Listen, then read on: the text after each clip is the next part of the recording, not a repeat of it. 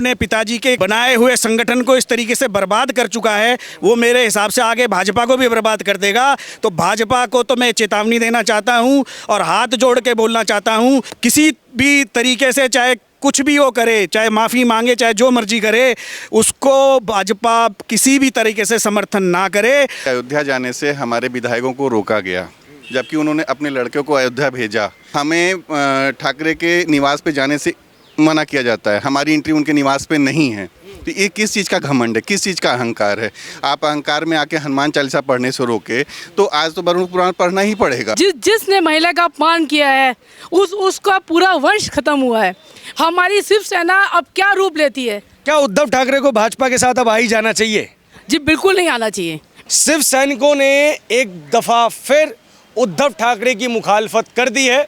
कल जब उद्धव ठाकरे ने फेसबुक लाइव के माध्यम से मार्मिक अपील की थी तो लोगों को ये उम्मीद थी कि शिवसेना फिर से एकजुट हो जाएगी और उद्धव ठाकरे के साथ चलेगी, लेकिन उस मार्मिक अपील के बाद 4 और विधायकों ने शिवसेना का साथ छोड़ दिया है।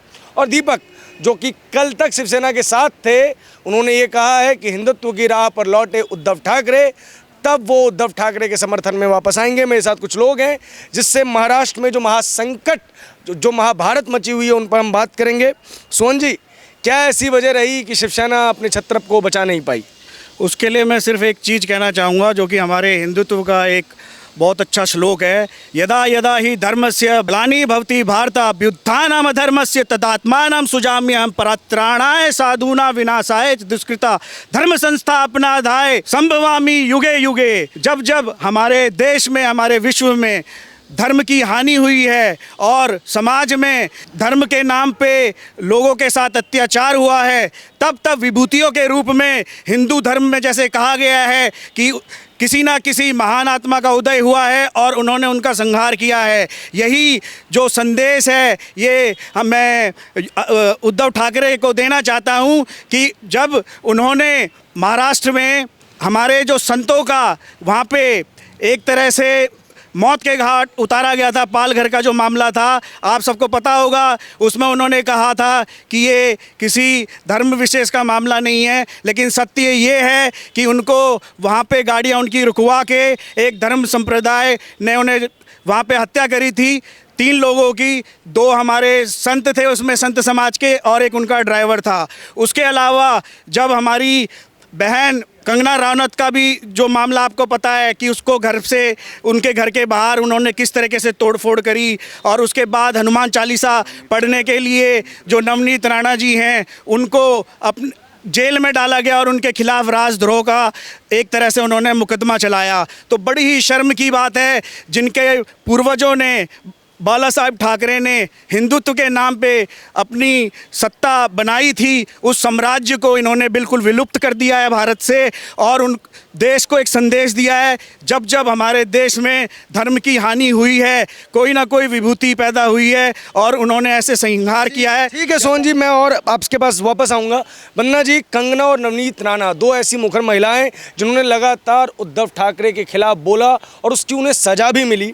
अब उन दोनों ने अभी तक उस तरीके की प्रतिक्रिया नहीं दी है, लेकिन नवनीत ने कहा है कि उद्धव ठाकरे के दिन लद गए हैं। तो क्या लगता है कि जो महाराष्ट्र पिछले 2-2.5 सालों से जो मुखर आवाज़ें थी, जिनको दबाया जा रहा था, उसके कारण ये स्थिति उत्पन्न हुई है? बिल्कुल आपने सही कहा, और मैं फिर इस बात को बताना चाहूँगी कि हमारे हिंदुस्तान में महिला का कितना महत्व है। जिसने महिला का अपमान किया है उसका पूरा वंश खत्म हुआ है। मैं उस पर ज़्यादा और कुछ नहीं बोलना चाहूँगी, पर यह बोलना चाहूँगी कि मुझे बहुत खुशी है कि हिंदुत्व का एक उदय हुआ है। ठाकरे जी के विचार बिल्कुल विपरीत होते जा रहे थे अपने पिता से, और ये आप देखिए कि वो अपने पिताओं की धाराओं से बिल्कुल विपरीत चलने लगे थे। वो बिल्कुल अलग हो गए थे अपने पिताओं की धाराओं से। किसी भी मुद्दे पे ले लो, चाहे वो पालघर का हो, 377 का हो, कश्मीर मुद्दा हो या हनुमान चालीसा मुद्दा, उन्होंने बिल्कुल मौन साध लिया था। तो आप कैसे राज्य चलाओगे? जब आप डरोगे, आप किसी मुद्दे को बोलने से घबराओगे, तो आप राज्य कैसे चलाओगे? आपके वहाँ पर लोग कैसे सुरक्षित रहेंगे? तो आप ये देखिए कि उन्होंने हर मुद्दे को दबाने की कोशिश करी, हर मुद्दे से बचते रहे, चाहे वो कोई भी हो। हमारे फिल्म इंडस्ट्री में भी कितना बवाला हुआ वहाँ पर, फिर भी वो चुप रहे। ये चुप्पी का कारण क्या है कि आज उनके अपने विधायक उनको छोड़कर जा रहे हैं, वो उस कारण को आज जान कर भी अनजान बन रहे हैं। उनको सब मालूम है कि उनके भले ही जो इर्द गिर्द घूम रहे हैं वो बोल रहे हैं कि 20 विधायक हमारे साथ हैं, हमारी बातचीत हो रही है, और ऐसी कोई बात नहीं है। कहा जा रहा है ये कि ईडी के दबाव में वो छोड़ रहे हैं। अरे आप किस तरह की बात कर रहे हो? अभी तक आपकी आंखें नहीं खुली, अभी भी आप ये कहते हो, विपक्ष का नाम लेकर अपनी जो है कायरता को छुपाने की कोशिश कर रहे हो। आपको ये नहीं पता भारत में वो लोग अब जाग चुके हैं जिनको पता है कि हिंदुत्व और यानी कि भारत को हिंदू राष्ट्र के लिए घोषणा करना कितना ज़रूरी है। आज उनके जो सेनाओं ने, जो उनके लोगों ने बगावत करी है, जिनको शिव सेना कहते हैं, शिव सेना यानी कि शिव के उपासक, शिव को मानने वाले। अरे आप कैसे शिव को मानने वाले हो कि मंदिरों पे आप नहीं बोलते हो, किसी भी मुद्दे पे आप नहीं बोलते हो? ठीक है, हम आप पे तक वापस आएंगे। सर जी, हमने देखा कि एकनाथ शिंदे ना तो बाला साहब ठाकरे का विरोध कर रहे हैं, ना तो शिवसेना का विरोध कर रहे हैं। वो कह रहे हैं हम अच्छे शिव सैनिक हैं, हम सच्चे शिव सैनिक हैं, और हम बाला साहब ठाकरे के विचारों को आगे लेके जाना चाहते हैं, इसलिए दलदल से बाहर निकले। इस पर आपका क्या कहना है? उनका कहना ये है कि अयोध्या जाने से हमारे विधायकों को रोका गया, जबकि उन्होंने अपने लड़के को अयोध्या भेजा, दर्शन कराया, हमारे विधायकों को रोका, जिस पे वो नाराज़गी जता रहे हैं। जो आज लेटर उन्होंने लिखा है उसमें साफ साफ कहा है कि हमारे विधायकों को क्यों रोका गया। हमें ठाकरे के निवास पे जाने से मना किया जाता है, हमारी एंट्री उनके निवास पे नहीं है। तो ये किस चीज़ का घमंड है, किस चीज़ का अहंकार है? आप अहंकार में आके हनुमान चालीसा पढ़ने से रोके तो आज तो गरुड़ पुराण पढ़ना ही पड़ेगा। अगर हनुमान चालीसा पढ़ने दिए होते तो आज गरुड़ पुराण न पढ़ना होता, तो आज तो सरकार जानी ही थी और वो जाएगी। अच्छा, क्या लगता है कि उद्धव हटे थे क्या हिंदुत्व की मार्ग से? वो कह रहे हैं मेरा हिंदुत्व सच्चा हिंदुत्व है, मेरा बाला साहब वाला ही हिंदुत्व है। देखिए, मैं ये कहूँगा, पाप का घड़ा भरने में समय ज़रूर लगता है, पर जिस दिन भर जाता है उस दिन सब बिखर जाता है। वही शिवसेना के साथ हुआ, वही महाराष्ट्र में हुआ, जो अब सब देख रहे हैं। आने वाला समय महाराष्ट्र के लिए क्या है ये सबको पता है। बाला साहब ठाकरे ने जो इन्होंने अपनी इमेज बनाई थी, जो सबको दिखाया था, वो आज का वंश पूरा ख़त्म होता हुआ नज़र आ रहा है। वो सब देख भी रहे हैं। तो ये सब इनकी खुद की करनी है। पाल घर इन्होंने किया, और भी जो भी हिंदुत्व मुद्दे जो भी उनसे भटके हैं। अगर देखिए, महाराष्ट्र में सब ने देखा कि पाकिस्तान का झंडा तक हमने वहाँ फहराते हुए देखा। ये हमारे मतलब हिंदुस्तान के लिए कितनी गलत बात है।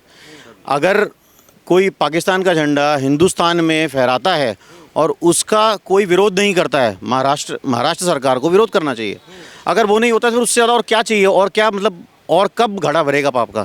यही कारण है ये सब हिंदुत्व से जो भटके हैं, यही कारण है इनके विनाश का। संजय राउत अभी भी कह रहे हैं कि कुछ नहीं बदला है, उद्धव ही मुख्यमंत्री रहेंगे। क्या नकार रहे हैं सिचुएशन को? ये संजय राउत तो शुरू से यही करते रहे हैं, शुरू से जब से बैठे हैं वो असली मुद्दों से भटकाने की कोशिश करते हैं। आज भी वही कर रहे हैं वो। तो मैं नहीं मानता कि संजय राउत सही कह रहे हैं। अच्छा सोहन, आपको क्या लगता है कि संजय राउत जो कह रहे हैं कि सरकार पे कोई खतरा नहीं है, उद्धव ही मुख्यमंत्री हैं, शिव सैनिक वापस आ जाएंगे, क्या अभी भी मतलब एक कहावत है कि बिल्ली के कबूतर की आंख मूंद लेने से बिल्ली नहीं भागा करती, वैसी सिचुएशन है? नहीं, मुझे तो हंसी आ रही है अब उन पर कि उन्हें पता है सारी चीज़ों का, उसके बाद भी देखिए किस तरह का अपना उपहास वो उड़वा रहे हैं। उन्हें मानना चाहिए कि उन्होंने जो गलती करी है उसके कारण ही उनके जो साथ के एमएलएज हैं उन्होंने उनका साथ छोड़ा है और नई सरकार बनाने की वो कोशिश कर रहे हैं। तो मैं तो उनको भी ये कहूँगा कि सही समय यही है कि आप भी जो आपके एमएलए ने किया है वही आप भी कीजिए और उनके साथ दीजिए, नहीं तो कुछ दिनों में के बाद आपका भी राजनीति से विलुप्तिकरण होना निश्चित है, तय है, बिल्कुल ये सत्य रहेगा। और अभी तो सिर्फ सत्ता गई है, मुझे तो लग रहा है शिवसेना जो कि बाल साहेब ठाकरे जी की थी वो अब एकनाथ जी के नेतृत्व में आगे काम करेगी। क्या एकनाथ ही वो विकल्प बनेंगे हिंदू हृदय सम्राट वाले जो बाला साहब ठाकरे हुआ करते थे? हाँ, वही बनेंगे, क्योंकि वो हिंदुत्व के लिए खड़े हुए और एकनाथ ही वो चेहरा है जिन्होंने हिंदुत्व के खिलाफ जब काम हुए और उनकी सरकार ने हिंदुत्व के खिलाफ काम किया वहाँ महाराष्ट्र में, तो आज वो खुलकर सामने आए हैं और उनका साथ जो 35 एमएलए दे रहे हैं, उनका कारण ही ये है कि जो शिवसेना की विचारधारा थी, जब उसके विपरीत ये काम हुआ तो उनका जो पतन था वो निश्चित था। और जैसा कि कल उद्धव जी अपने बड़े बड़े बैग भर के लेके गए हैं, मैं तो ये भी कहना चाहूँगा उन बैगों में कहीं उन नोटों की गड्डियाँ ना भर के लेके गए हों, इस बारे पे भी पुलिस को जांच करनी चाहिए थी। अच्छा, एक बात बताइए, क्या शिवसेना का दोबारा भाजपा के साथ अलायंस होगा तो ये भाजपा वालों को बुरा नहीं लगेगा, क्योंकि 2019 में उनको पीछे छोड़ के आगे बढ़ गए थे वो लोग? सर मेरे हिसाब से तो शिवसेना बची नहीं है। अच्छा, शिंदे सेना हो गई है। हाँ, मेरे हिसाब से तो शिवसेना का पतन हो गया है। लेकिन एकनाथ शिंदे तो कह रहे हैं ना कि वो शिवसैनिक ही हैं, वो बाला साहब ठाकरे को ही मान रहे हैं, तब तो वो शिवसेना ही हुई ना। अब देखिए, कोशिश हर आदमी, देखिए प्रयास करना हर इंसान का फ़र्ज़ है। अब वो प्रयास किस लेवल तक, कहाँ तक पूरा होता है, कहाँ तक क्या हो सकता है, ये तो समय ही बताएगा। बट हमारे हिसाब से अगर देखा जाए तो शिवसेना का पतन निश्चित है और हो चुका है मेरे हिसाब से। कल जो उद्धव ठाकरे ने प्रेस कॉन्फ्रेंस की उसके अंदर भी एक बात को कहा था कि हमने जो है वो शिवसेना का दामन नहीं छोड़ा है, बाला साहब का दामन नहीं छोड़ा है, हम उन्हीं के रास्ते पर आगे बढ़ रहे हैं। और एकनाथ शिंदे जो हैं वो वापस आए, मुख्यमंत्री की कुर्सी हमसे ले लें, प्रमुख की कुर्सी ले लें। क्या अभी भी जो शिवसेना को ही शत्रु मान रहे हैं उद्धव ठाकरे, वो सत्य है? एनसीपी और कांग्रेस की क्या भूमिका है इस पतन के पीछे? एनसीपी और कांग्रेस की जो भूमिका है उस पर मैं बात नहीं करना चाहूँगा, क्योंकि मैं ये कहना चाहूँगा जो शिवसेना है, शिवसेना का जो इतिहास है वो यही है कि उनका जो विचारधारा थी हिंदुत्ववादी थी, और हिंदुत्ववादी विचार के धारा के साथ वो इलेक्शन में जीत भी उनको हासिल हुई थी। लेकिन जीतने के बाद जिस तरीके से सत्ता के लालच के लिए उन्होंने हिंदुत्व को एक तरफ कर दिया, और आज जिस तरीके से उनका पतन हो रहा है ये निश्चित था। और विभूति के रूप में एकनाथ जी ने, शिंदे जी ने जो उनको जवाब दिया है कि हिंदू सोया नहीं, हिंदू जागा हुआ था और वो समय का इंतज़ार कर रहा था, और वो सही समय आ गया है जब देश अपना महाराष्ट्र में एक हिंदुत्ववादी सरकार का दोबारा से उदय होने का बिल्कुल निश्चित और सही समय है। ये पालघर के साधुओं की बहुत ज़्यादा बात हो रही है पिछले 3 दिनों से, बार बार कहा जा रहा है कि साधुओं का, संतों का श्राप लगा है इस सरकार को। बिल्कुल सही कहा आपने वो क्लिपिंग देखी है कि किस तरह साधु को मारा जा रहा है और एक पुलिस वाला धक्का देके जा रहा है। इतना देखते हुए भी उन्होंने कोई कार्रवाई नहीं करी उसके ऊपर, उनको एक्शन लेना चाहिए था, बल्कि उन्होंने उस मुद्दे को घुमाने की कोशिश करी, ये कहकर कि विपक्ष जो है इसमें जो षड्यंत्र कर रहा है वो सफल नहीं रहेगा और ये कोई ऐसा मुद्दा नहीं था। अरे आप कैसी बात कर रहे हैं? 2 साधुओं को बचाने की बजाय उनको पीट पीट के मार दिया गया और आप उस पर भी चुप रहे। ये बिल्कुल साधुओं का शराप है जो उनको लगा है, जिनके चक्कर में आज वो भुगत रहे हैं। और ये कहीं ना कहीं उनकी हाय है कि उनको जिस तरह मारा गया और उनकी आवाज़ तक नहीं निकली। और मैं इसी मुद्दे को नहीं, वो जो अपने शिंदे साहब जो अभी उन्होंने स्टेप उठाया है, ये मैं उनकी तारीफ़ करूंगी कि जिस तरह उन्होंने इसका अंत किया है वो बहुत ही अच्छा किया है। और अब भारत का हर एक नागरिक जाग रहा है, सच्चाई सामने आ रही है। भले ही आप लाख कहो, चाहे प्रियंका गांधी वहाँ पहुँच जाए, प्रियंका गांधी तो यूपी में भी पहुँची थी। प्रियंका गांधी तो यूपी में पहुंच के युवाओं को कह रही थी कि युवाओं के साथ अत्याचार हो रहा है। कितने युवाओं ने उनको वोट दे दिया। अब प्रियंका गांधी जी और गांधी फैमिली वहां पर भी पहुंचे हैं। अब देखना यह है कि कितना शिंदे जी, प्रियंका गांधी या इन लोगों की बात को मानकर जो उन्होंने मशाल जलाई है उसको कायम रखेंगे या उसे बुझने देंगे। अब हम लोग सिर्फ उसी का इंतजार कर रहे हैं कि हमारी शिवसेना अब क्या रूप लेती है। क्या उद्धव ठाकरे को भाजपा के साथ अब आ ही जाना चाहिए? जी बिल्कुल नहीं आना चाहिए। मेरा मानना है कि उनको बिल्कुल नहीं आना चाहिए, क्योंकि जिसकी आत्मा सो गई हो, अब तक नहीं जगी हो, तो सत्ता के लालच में आप बीजेपी को आओगे पूछने के लिए। अब आप पूछोगे बीजेपी को कि हमको बचाओ, बिल्कुल नहीं आना चाहिए। और वो खुद ही नहीं आएंगे, उनको पता है बीजेपी कभी ऐसा काम नहीं करेगी। हमारे नरेंद्र मोदी जी पे लोग बहुत क्वेश्चन उठाते हैं कि बहुत सारे मुद्दों पे देखो, चाहे अग्निपथ हो, कुछ हो, अरे मोदी जी तो बाहर चले गए घूमने के लिए, वो तो कुछ बोल ही नहीं रहे। अरे देश में ये हो रहा है, मोदी जी कुछ बोल ही रहे। मोदी जी और हमारा पूरा संगठन सिर्फ कार्य करता है, और वो कार्य आखिर में दिखाई देता है जैसे महाराष्ट्र में दिखाई दिया। अच्छा, अगर भाजपा वालों ने उद्धव जी की वापसी करवा दी तो? देखिए, ये एक आपने बहुत अच्छा मुद्दा पूछा कि अगर कहते हैं ना रात का सोए सुबह घर वापस आ जाए तो उसको सोया ही नहीं कहते। अगर वो उससे क्षमा मांगते हैं और ये उनको ये बात का एहसास होता है कि उनके फादर ने जो किया है महाराष्ट्र के लिए, सारी दुनिया जानती है कि उनके फादर का एक नाम था, एक इमेज थी, लोग उनको भगवान की तरह पूछते थे। आज जो शिवसेना का इतने टाइम से जुड़े रहना, वो एक मेन कारण यही था कि लोग उनके फादर की इज्जत करते थे, इसलिए सब चुप्पी बांधे हुए थे। मगर अब उसका अंत हो गया है। अब लोगों ने समझ गए हैं कि चाहे कुछ भी कर लो, ये इनकी विचारधाराएं जो बदल रही हैं वो दोबारा उस ट्रैक पे नहीं आएंगी। तो अगर ये आते हैं तो इनके लिए बहुत अच्छी बात है कि ये भारत देश में आकर और हिंदुत्व की बात करते हैं, हिंदू राष्ट्र की बात करते हैं। तो इसमें दिक्कत क्या है? मगर मुझे नहीं लगता है कि जो पुत्र मोह है, चाहे वो कांग्रेस का हो चाहे इनकी पार्टी का हो, जो इनके पुत्र हैं जो अब्रॉड जाते हैं, घूमते हैं और वहाँ पर मजे मस्ती कर कर आते हैं और यहाँ पर आके लड़कों को बोलते हैं, यूथ को जागो, दंगे करो, लड़ाई झगड़ा करो, तुम्हारे हकों को छीना जा रहा है। ये अग्निपथ की स्कीम देखिए आप, कितनी अच्छी आई है। अरे आपको नहीं पसंद, आप उसको समझिए, तो आप बैठ के विचार तो करिए। ठीक है, क्या मेरा सवाल फिर ये रहेगा, क्या उद्धव अगर भाजपा में आए तो भाजपा को उन्हें लेना चाहिए?